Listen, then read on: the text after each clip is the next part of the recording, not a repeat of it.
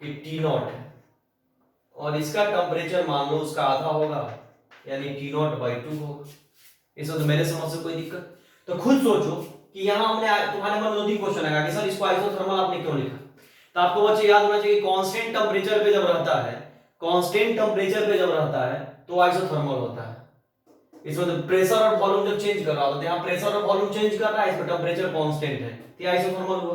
अब बात करें सर आइसोकोरिक क्यों लिखे, तो दो टेम्परेचर डिफरेंस के बीच में जो लिखा जाता है वो आइसोकोरिक होता है। इसमें मेरे समझ से कोई दिक्कत नहीं होना चाहिए। एक कांस्टेंट प्रेशर पे दो टेम्परेचर डिफरेंस के बीच में लिखेगा कि प्रेशर टेम्परेचर पे यहाँ पर डायरेक्टली इनवर्सली का जो भी रिलेशन हो उसको हटा दो सीधा कि दो टेम्परेचर डिफरेंस के लिए आइसोकोरिक। अब उसके बाद जो रिमेनिंग पार्ट बचा वो क्या होगा, आइसोबोरिक। अब कोई बोलेगा सर इसको आइसोबोरिक आपने क्यों लिखा, इसको भी एक्सप्लेन करो। तो आइसोबोरिक इसलिए लिखा गया है, कोई खुद सोचो कि आइसोबोरिक प्रोसेस में वॉल्यूम जो होता है वो वॉल्यूम चेंज होते रहता है आइसोबोरिक में। यहां देख लो आइसोबोरिक ये है तो वॉल्यूम डिफरेंस पे लिखा गया है, तो तीन ही है आइसोथर्मल आइसोबोरिक आइसोबोरिक। तो आइसोथर्मल ये आइसोबोरिक हो गया, तो रिमेनिंग पार्ट यहां पर आइसोबोरिक दे सकते हैं। इसमें कोई दिक्कत। तो ये तो प्रेशर वर्सेस वॉल्यूम और प्रेशर वर्सेस टेम्परेचर का हमने ग्राफ बना लिया, ठीक। अब हम यहां पर आते हैं पीए पॉइंट पे प्रेशर अगर पी नॉट है तो ए पॉइंट पे अगर हम बात करें तो पहले ए पॉइंट पे अगर बात करें तो टेम्परेचर टी नॉट दिखाई दे रहा होगा, पॉइंट रिप्रेजेंट कर रहा है ए बी सी। तो सबसे पहले अगर यहां बात करें ए पॉइंट पे टेम्परेचर कितना है तो टी नॉट, तो टी ए इक्वल टू क्या हो जाएगा टी नॉट। इसमें मेरे समझ से तो कोई डाउट नहीं होना चाहिए।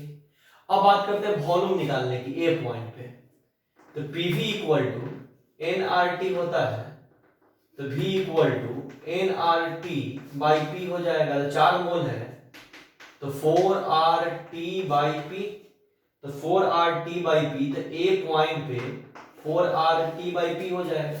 यानी यहां के वॉल्यूम को चाहे तो 4 आर टी बाई पी रख सकते हैं, खुद सोच के रख लो, इसमें मेरे समझ से कोई दिक्कत नहीं होता। टेम्परेचर यहाँ टी नॉट है और ए पॉइंट पे, तो यहाँ 4 आर टी नॉट और प्रेशर पी नॉट है, तो यहाँ पर पी नॉट तो दोगुना हो जाएगा तो 2t हो जाएगा, यानी 4 दूनी 8 डायरेक्ट लिख देते हैं 8 R T not by P not.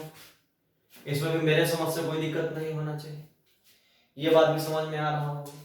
तो खुद सोच लो कि बी पॉइंट पे अब अगर हम आए जैसे बी ए निकाल लिए, अब स्टेप बी में हम आते हैं, स्टेप ए हुआ इतना हुआ, अब स्टेप बी में अगर हम आते हैं तो स्टेप बी क्या है खुद सोचो।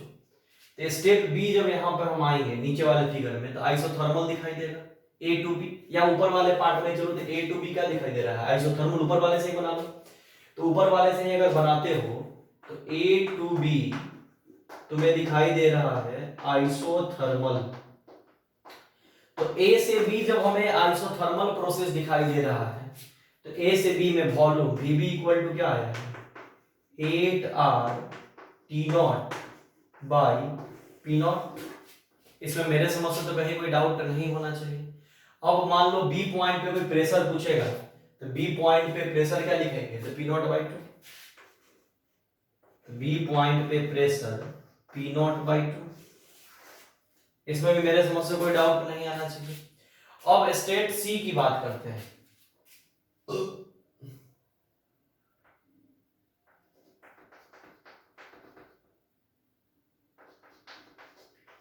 स्टेप सी में जब हम चलेंगे तो खुद सोच लो VC इक्वल टू भी क्या होगा, तो वॉल्यूम क्या है 4 are T not by P not, और ए पॉइंट पर भी देखोगे तो वॉल्यूम क्या था उतना ही था, तो VC क्या हो जाएगा 4 are T not by P not. इसमें मेरे समझ से तो कोई डाउट नहीं है। पीसी में प्रेशर चेक कर लो तो सी पॉइंट पे प्रेशर भी क्या है पी नॉट बाई 2,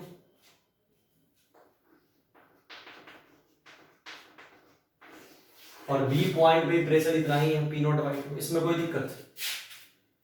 तो यहां पर तुम्हें दिख रहा होगा कि बी से सी क्या है,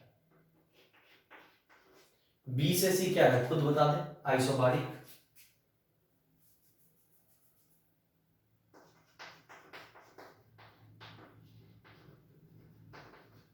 इसमें मेरे समझ से कोई डाउट। तो आइसोबारिक प्रोसेस में वॉल्यूम टेम्परेचर पे डायरेक्टली रूप से डिपेंड करता है, इसमें तो कोई दिक्कत। और टेम्परेचर की बात करेंगे तो यहाँ पर सी पॉइंट पे temperature T not by two, तो T C equal to T not by two आ जाएगा। टी सी इक्वल टू क्या आ जाएगा, टी नॉट बाई टू। इसमें तो मेरे समझ से कोई दिक्कत। मतलब ये हमने एक फिगर दोनों मतलब ए पार्ट इसका हमने बनाया है जिसमें हमने पीवी ग्राफ बनाया है।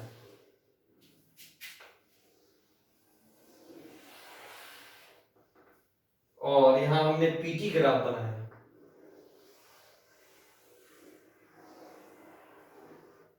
और उस ग्राफ को हमने बस ऐसे एक्सप्लेन कर दिया कहाँ टेम्परेचर क्या है, कहाँ प्रेशर क्या है, बस और कुछ नहीं। बस हमने एक पीवी ग्राफ बनाया और एक पीटी ग्राफ बनाया और दोनों ग्राफ पे बस हमने एक्सप्लेन किया। तुमको फिर से बता दे बच्चा कि पहले क्वेश्चन में बोला था कि आइसोथर्मल है ए से बी, तो आइसोथर्मल बना दिए, इसमें कोई दिक्कत तो नहीं होना चाहिए। ऐसे आइसोथर्मल प्रोसेस वह प्रोसेस होता है जिसमें टेम्परेचर वॉल्यूम भी चेंज होते रहेगा, देख लो, और प्रेशर भी क्या होते रहेगा, चेंज होते रहेगा, इसलिए हम इसको आइसोथर्मल माना। आइसोबारिक कोई पूछेगा आइसोबारिक क्यों लिए, तो तुम जवाब देना कि आइसोबारिक में प्रेशर कांस्टेंट मानते हैं, इस लिहाज से आइसोबारिक ले लिए। कोई बोलेगा आइसोकोरिक क्यों लिए, तो आइसोकोरिक पे वॉल्यूम कांस्टेंट कहा था इसलिए इसको आइसोकोरिक ले लिए। अब इसी को प्रेशर वर्सेस टेम्परेचर में रिप्रेजेंट करना था इसी ग्राफ को, तो यहाँ पर आइसोथर्मल था, वो आइसोथर्मल है नहीं, ये आइसोबारिक था, ये आइसोकोरिक था, तो जो सीधा पोर्शन में ला दिए तो आइसोकोरिक हो गया। और ऐसे वाला ये वाला पोर्शन जो एक तरह से मान के चलो जो आइसोकोरिक के लिए रिप्रेजेंट, या उसको भी डायग्राम से समझोगे डायरेक्ट बताओ ना भाई कि आइसोथर्मल क्या है। आइसोथर्मल में यहाँ पर देख ले टेम्परेचर क्या है, कांस्टेंट। आइसोथर्मल का मतलब हम रिलेट करके समझा देंगे, बच्चा को डाउट ना रह जाए। तो यहाँ पर खुद सोचो कि इसका और इस पॉइंट का सोचोगे तो वॉल्यूम अलग है, इसका वॉल्यूम और इसका वॉल्यूम और, तो वॉल्यूम का अलग चेंज हुआ, इसका प्रेशर कुछ और इसका प्रेशर कुछ और, मतलब वॉल्यूम चेंज होगा, प्रेशर चेंज होगा, लेकिन टेम्परेचर कांस्टेंट रहेगा, तो ये क्या हुआ, आइसोथर्मल।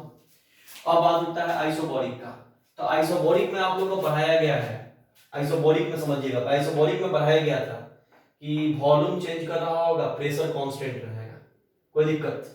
तो यहाँ पर पीटी ग्राफ है, तो खुद सोच लो, आइसोबॉरिक बनाया गया है यहाँ पे, तो खुद सोच लो कि आइसोबॉरिक में यहाँ पे टेम्परेचर कुछ और यहाँ टेम्परेचर कुछ और है, मतलब टेम्परेचर का डिफरेंस कराया गया है। तो टेम्परेचर जब डिफरेंस हो रहा है तो यहाँ पर खुद सोचो यहाँ पर वॉल्यूम डिफरेंस हो रहा था, तो वॉल्यूम टेम्परेचर पे डायरेक्टली रूप से डिपेंड करता है, इसलिए इसको आइसोबॉरिक लिख दिया गया है। ये बात तुमको समझ में आ जाना चाहिए।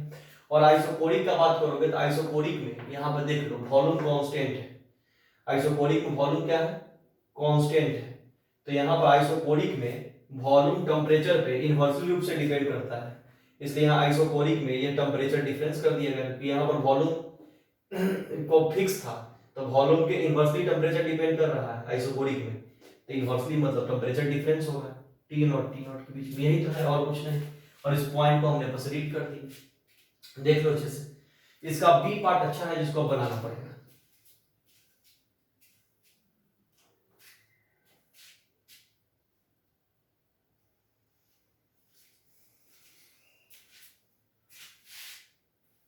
अब इसके बी पार्ट को बनाते हैं।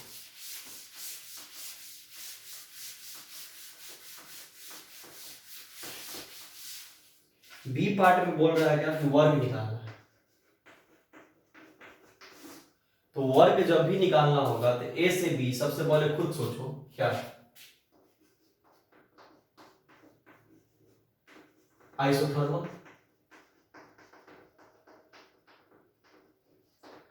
तो सारे प्रोसेस का ऑर्डर याद रखना पड़ेगा, थर्मोडायनामिक्स में बहुत सारा बातें आपको याद है।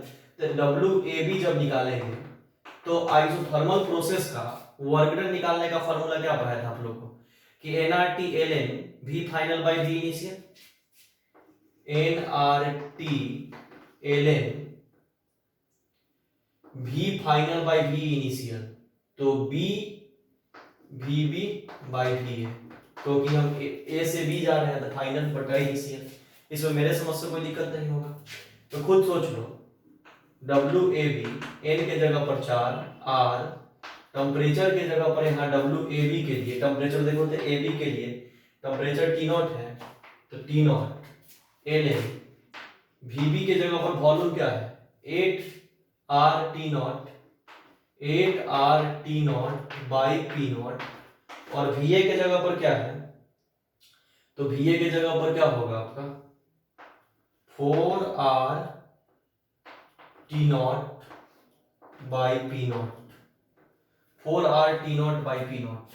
ठीक, तो अब यहां पर खुद सोचोगे कि P नॉट से P नॉट कैंसिल हो गया, T नॉट से T नॉट कैंसिल हो गया, R से R कट गया, 4 दूनी 8, यानी WAB क्या होगा, WAB हो जाएगा 4R T not ln base 2, 4R T not ln base 2। इसमें तो मेरे समझ से कोई डाउट नहीं होना चाहिए। अब B से C की बात करते हैं। तो B से C में खुद देखोगे तो आइसो बारीक प्रोसेस दिखाई दे रहा होगा।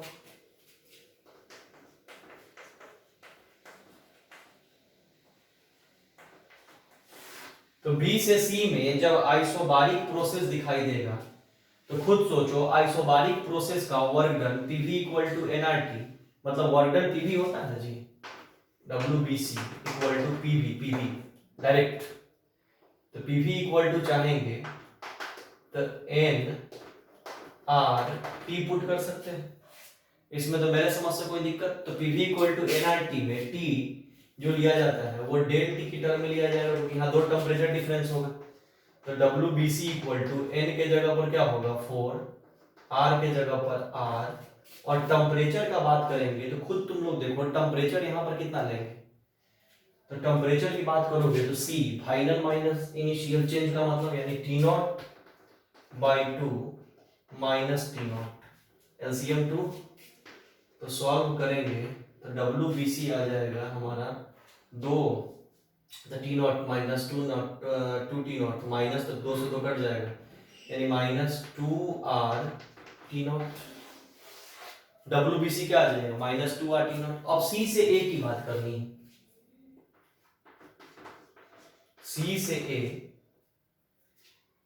की अगर बात करें तो खुद सोचो आइसोकोरिक है, C से A में वॉल्यूम कांस्टेंट, वॉल्यूम कांस्टेंट, तो वॉल्यूम कांस्टेंट होने पे वर्क डन क्या होता है 0। तो नेट वर्क डन क्या होगा W equal to WAB plus WBC plus WCA। ठीक, तो WCA यहां तक हो गया, तो ये तो हमारा 0 हो जाएगा। उसके बाद आप ये दोनों को रख करके जोड़ लीजिए, जो आएगा टोटल वर्क आ जाएगा। और आपको पता है कि साइक्लिक प्रोसेस में इंटरनल एनर्जी 0 होता है, तो साइक्लिक प्रोसेस में इंटरनल एनर्जी 0 होता है, तो जो टोटल वर्क होगा वही टोटल हीट हो जाएगा। तो जो टोटल वर्क आएगा वही टोटल क्या हो जाएगा हीट। इसमें तो मेरे समझ से कोई डाउट नहीं आना चाहिए। हाँ, एक बात और बचा कि जब ये आईआईटी में क्वेश्चन पूछा था उसको ग्राफ दिया हुआ था, ग्राफ को देख करके बस केवल वर्क निकालना था। हम कोशिश करके देखे हैं कि जब भी अभी इधर जो आईआईटी में क्वेश्चन पूछ रहा है तो पुराने क्वेश्चन में कुछ चेंज करके पूछ दे रहा है, इसलिए हमने एक प्रयास किया था कि क्लास नोट्स में उस टाइप से करवाएं। थोड़ा लंबा हो गया है, सब्जेक्टिव एडवांस का क्वेश्चन था ये, तो हमने कोशिश करके देखा है कि ग्राफ को खुद से बच्चा प्लॉट कर पाए। ठीक, तो खुद से प्लॉट कर पाए, इसलिए हम आपको फिर से समझा दे रहे हैं कि ये आइसोथर्मल है, ये आइसोबॉरिक है और ये आइसोकोरिक है। ठीक, इसमें मेरे समझ से कोई दिक्कत नहीं होना चाहिए। तो उसको हमने यहाँ पर रिपीट कर दिया स्लोप को, और क्यों किया कैसे किया आपको सब पढ़ाया हमने। एक बार आप आइसोकोरिक और आइसोथर्मल का थ्योरी देखिएगा, अगर फिर मैंने समझ तो समझ में आ ही गया होगा, फिर भी कोई डाउट हो थ्योरी देखिएगा आपको समझ में आ जाएगा। ठीक है, और मेन क्वेश्चन था कि केवल वर्क निकालना था जो आईआईटी का पूछा हुआ था। ठीक है, इसको नोट कर लीजिए, फिर आगे बात करते हैं।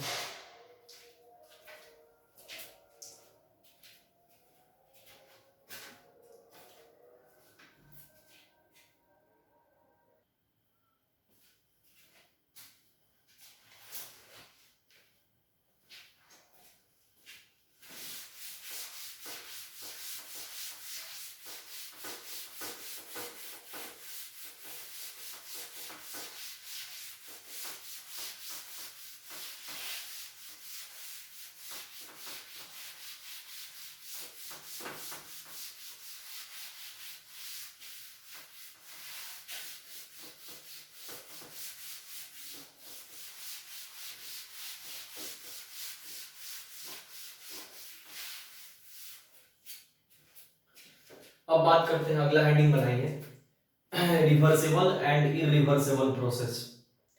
रिवर्सिबल एंड इरिवर्सिबल प्रोसेस बड़ा सिंपल है ये तो, केमिस्ट्री में भी आप पढ़े होइएगा, हम तुरंत समझा के इसको आगे निकलेंगे।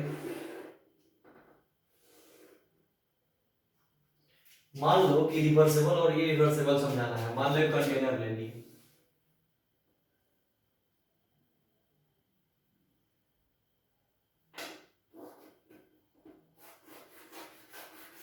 इस कंटेनर में मान लो गैस भरा हुआ है, कंटेनर में क्या भरा हुआ है, गैस, वो भी n मोल्स का।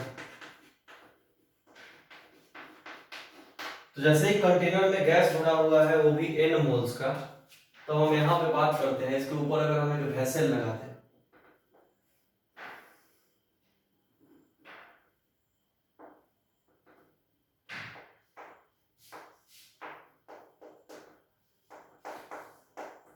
और हम जैसे ही इसके ऊपर वेसल लगा देंगे,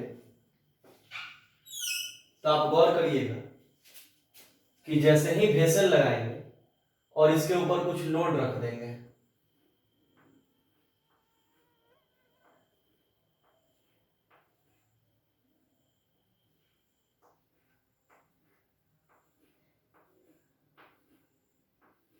ठीक, अब जैसे ही लोड रख देंगे तो तुम गौर करोगे, यहां पर सिंपल बात करते हैं कि अगर यहां ऊपर से ये जो लोड वजन होगा इसके चलते ऊपर से नीचे की तरफ भी प्रेशर लग रहा हो, खुद सोचना, इसमें मेरे समझ से कोई डाउट नहीं होना चाहिए। और यहां तुम फिर गौर करोगे, ऊपर से नीचे जैसे ही प्रेशर लग रहा होगा तो यहां नीचे से ऊपर की तरफ ये गैस भी प्रेशर लगा रहा होगा। खुद सोचो कि ऊपर से नीचे की तरफ प्रेशर लगा और नीचे से ऊपर की तरफ ये गैस प्रेशर लगा रहा होगा। तो हम तुमसे कुछ बात करते हैं, मान लो कि जब तक ये बैलेंस कंडीशन में है तब तक ये वेसल पे कोई असर नहीं पड़ेगा, ना ऊपर जाएगा ना नीचे आएगा, कुछ कहानी नहीं होगा, ठीक। और हम तुमसे कुछ कुछ बात करेंगे, सुनना। जैसे जैसे इसके वजन को ऊपर से अगर हटाते गए तो ऊपर वाला प्रेशर कमजोर पड़ते जाएगा, तो ये गैस वाला जो प्रेशर है वो ऊपर की तरफ जोरदार तरीके से लगाएगा और ये वेसल धीरे धीरे ऊपर जाने लगेगा। इसको दूसरे शब्द में अगर हम बात करें, सुनना जो बता रहे हैं कि सारा वजन को अगर एक साथ हटा दे तो ऊपर का प्रेशर कंप्लीट एक बार जीरो कर दे, तो ये गैस का प्रेशर लगेगा और ये वेसल एक बार ऊपर चला जाएगा। तो सोचो कि अगर एक बार में सारा वजन को हटा दीजिए तो नीचे ऊपर वाला प्रेशर जब कंप्लीट जीरो हो जाएगा तो नीचे वाले प्रेशर के मदद से ये एक बार में जब ये वेसल ऊपर चला जाएगा, बहुत ऊपर चला जाएगा, तो फिर क्या हो, दोबारा लौट क्या है, मतलब वहां बहुत तेजी में चेंजिंग हुआ। एक बार कि पहले हमने एक साथ पूरे को हटा दिया, एक साथ पूरे को हटा दिया, तो वेसल एक बार ऊपर चला गया। खुद सोचना, फिर गौर करना। अब हम ऐसा करते हैं, इसी फिगर को इस रूप में इधर बनाते हैं।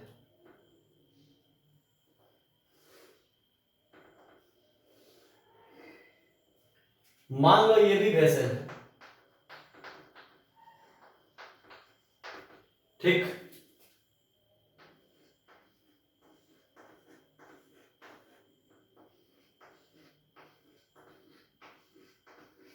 अब मान लो इसके ऊपर वजन रख दिया गया, ठीक।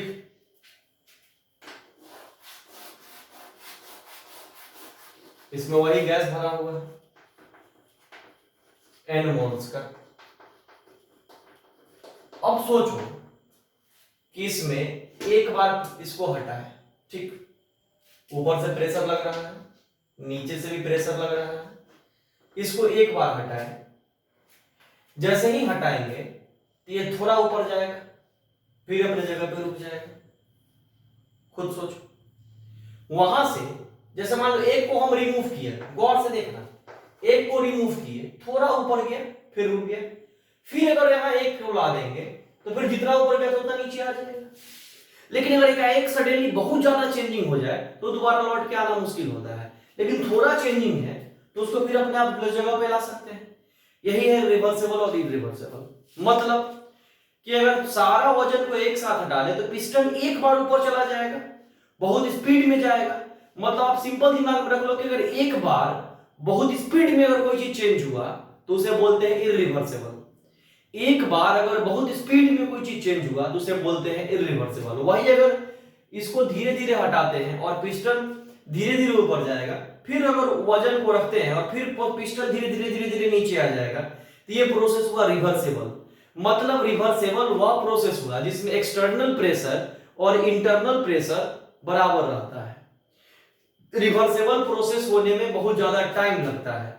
रिवर्सेबल प्रोसेस डिफरेंट स्टेप्स में होता है। रिवर्सेबल प्रोसेस में स्लो इवेपोरेशन और कंडेंसेशन होता है। ठीक है, मतलब आपको हम जो समझाना था समझा दिए। अब आपको हम काम का बात खाली बोलते हैं, दिमाग में सेट करना कि इररिवर्सेबल हम वैसे प्रोसेस को बोलेंगे जिसमें बहुत तेजी में चेंजिंग होगा।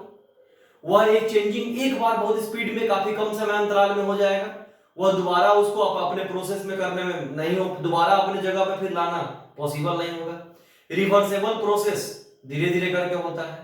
रिवर्सेबल प्रोसेस में एक्सटर्नल प्रेशर इंटरनल प्रेशर के बराबर होता है। रिवर्सेबल प्रोसेस होने में टाइम लगता है। रिवर्सेबल प्रोसेस डिफरेंट स्टेप में होता है।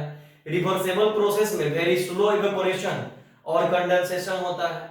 आपको हम बता दें कि एग्जांपल अगर कोई पूछता है रिवर्सेबल का, तो ऑल द आइसोथर्मल और adiabatic changes, all the isothermal और adiabatic changes are reversible if they are performed very slow. और वही इररिवर्सेबल का पूछेगा तो बोलेंगे heat transfer between two body at different temperature. कोई दो बॉडी जिसका अलग अलग टेंपरेचर, उसके बीच में हीट ट्रांसफर बहुत तेजी से हो जाएगा, वो होता है इररिवर्सेबल। मतलब इसमें कुछ हम लिखवाने नहीं जा रहे हैं, कहानी है केमिस्ट्री में भी आप पढ़े हुए हैं, सिंपली बस हम समझा दिए कि इररिवर्सेबल बहुत तेजी में होगा, जो होने के बाद दोबारा लौट के नहीं आएगा। ऐसे मान लो कि पिस्टन है, एक बार पूरा वजन एक बार से डेली हटाओ, एक बार पिस्टन ऊपर चला गया, फिर दोबारा अपने जगह पर नहीं आ पाएगा। रिवर्सेबल में क्या है कि धीरे धीरे हटाओ, फिर रखो, फिर गया, फिर नीचे आ जाएगा। रिवर्सेबल स्लो प्रोसेस में होता है। रिवर्सेबल में जो जो बोल रहे उसको लिख लो। रिवर्सेबल में एक्सटर्नल प्रेशर इंटरनल प्रेशर के बराबर होता है। रिवर्सेबल प्रोसेस होने में टाइम लगता है। रिवर्सेबल डिफरेंट स्टेप्स में होता है। उसके बाद रिवर्सेबल में आपका वेरी स्लो इवेपोरेशन और कंडेंसेशन होता है। रिवर्सेबल का एग्जांपल पूछेगा तो बोलना कि आइसोथर्मल और एडियाबैटिक चेंजेस जो होता है वो सब रिवर्सेबल का एग्जांपल है। कि वहां पर वो सब बहुत स्लो परफॉर्म करता है, आपको आइसोथर्मल है या एडियाबैटिक है ये सब। और कोई इररिवर्सेबल का एग्जांपल पूछे तो heat transfer between two body है डिफरेंट टेंपरेचर। ये सब बेसिक बात था जो हम समझा दिए, खुद अपने भाषा में जो तुमको दिखता है लिख लो। उसके बाद तब अगला हेडिंग बनाओ हीट इंजन, इसको लिख लो, पेंटिंग कर लो, तब अगला हेडिंग बनाओ हीट इंजन।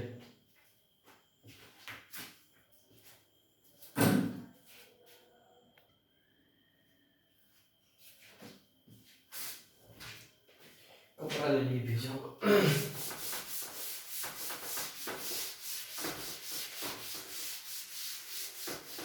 अगला बड़ा इंपॉर्टेंट हेडिंग है, बना low heat engine.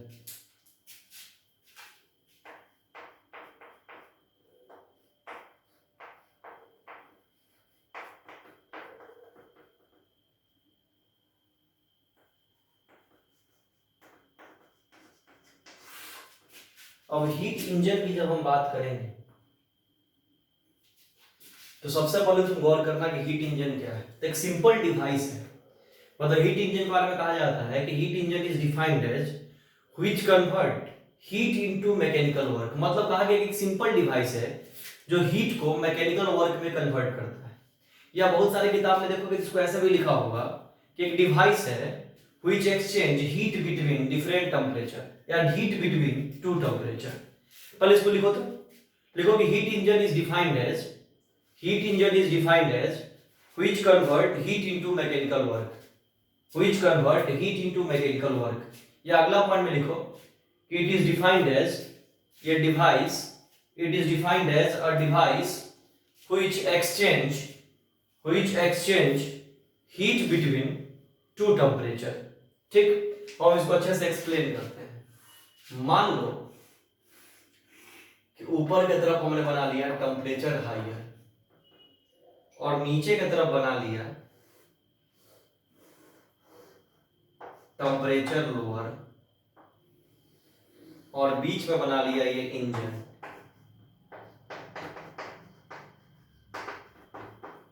Engine.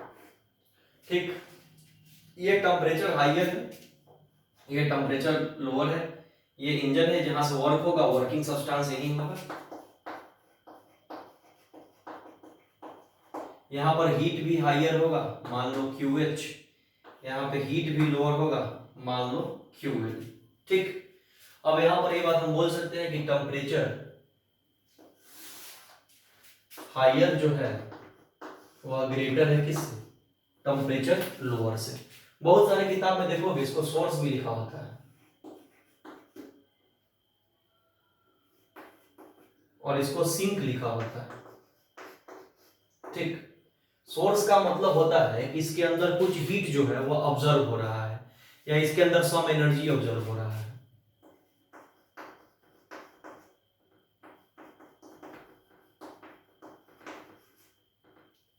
Some energy observe,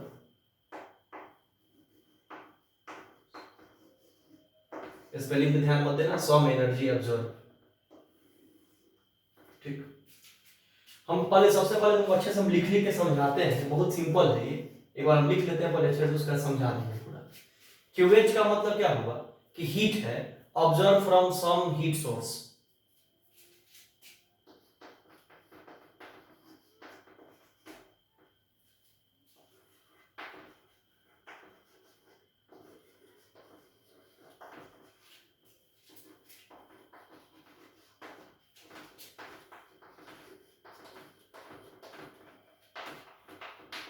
heat observe from heat source. QL का मतलब हुआ heat rejected, heat rejected from sink, heat rejected from heat sink. इसमें तो मेरे समझ से कोई दिक्कत। वर्क का मतलब वर्कआउट या वर्क का मतलब वर्क सब्सटेंस। अब तुम समझो पहले क्या कहा जाता है, समझना कि पहले हीट का ट्रांसफॉर्मेशन दो टेम्परेचर के बीच में होगा। कुछ कुछ बात है जो थर्मोडायनेमिक्स फर्स्ट लॉ का गलत है, जो लिमिटेशन है, जो आपको हम सेकेंड लॉ में पढ़ाएंगे।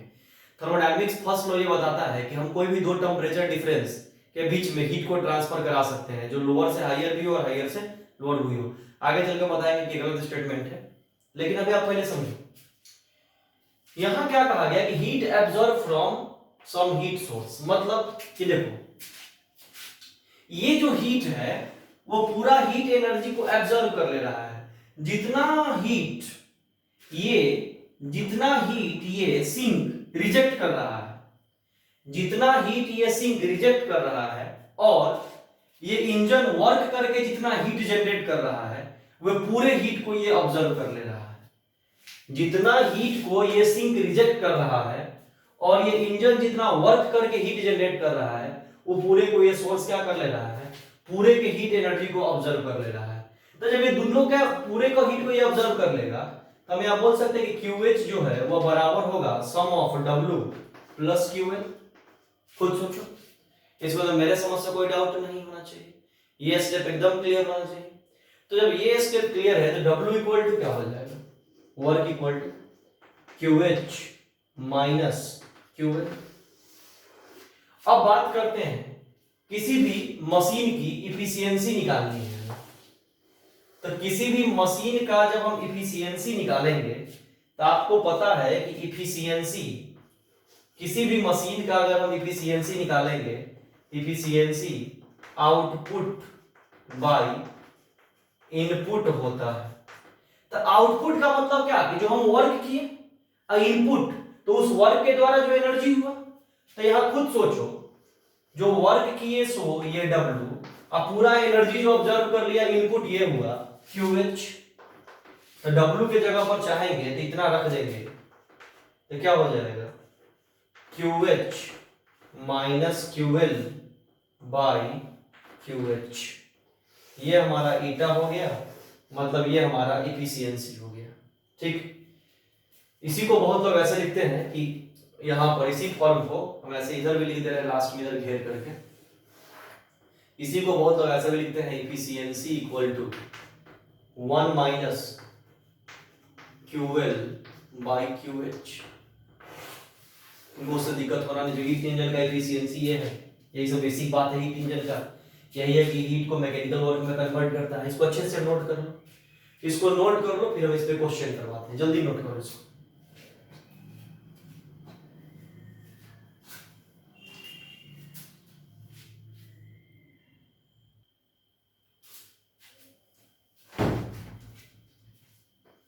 चलिए भाई क्वेश्चन लिखिए। Heat engine rejects 75% of the heat supplied to the surrounding. Heat engine rejects 75% of the heat supplied to the surrounding. Surrounding acting as a sink. Surrounding मतलब sink per cycle. Estimate its efficiency. Estimate its efficiency. मतलब 75% अगर use कर ले रहा है तो यहाँ पर हम इसको बेसिक है, इसको थोड़ा ढंग से बना देंगे जल्दी में। 75% जब यूज कर ले रहा है तो सिंक के लिए, तो सिंक का कितना बच जाएगा, क्यूएल जो हो जाएगा वह हमारा हो जाएगा 0.75 QH। इसमें तो मेरे समझ से कोई दिक्कत नहीं होगा। वर्क इक्वल टू क्या होता है, QH माइनस QL, तो इफिशियंसी इक्वल टू W/QH होता है। तो वर्क के जगह पर QH, वर्क के जगह पर वर्क वाले तो निकाल लेंगे, QH minus QL by QH। तो यहाँ पर QH के जगह पर QH और QL के जगह पर 0.75 QH बाई QH। तो इसको सॉल्व करिएगा तो एक QH में से 0.75 QH घटाएंगे तो 0.25 QH बाई QH। इससे ये कैंसिल हो जाएगा। इफिशियंसी 0.25 यानी 25% आएगा। इफिशियंसी 0.25 यानी 25% आएगा। इस जगह बच्चे फर्स्ट लॉ थर्मोडायनेमिक्स का खत्म हो गया। अब थर्मोडायनेमिक्स का सेकेंड लॉ बचा हुआ है हम लोग को पढ़ाना। उसके अंदर हमको 4 टॉपिक पढ़ाना है। फर्स्ट लॉ का लिमिटेशन, उसके बाद इंटॉल्पी, उसके बाद हम लोग को पढ़ना है रेफ्रिजरेटर, हीट पंप, वही फ्रिज के बारे में, और कैरनोट थ्योरम, कैरनोट इंजन। ठीक है, 1-2 लेक्चर और लगेगा, आपका थर्मोडायनेमिक्स समाप्त।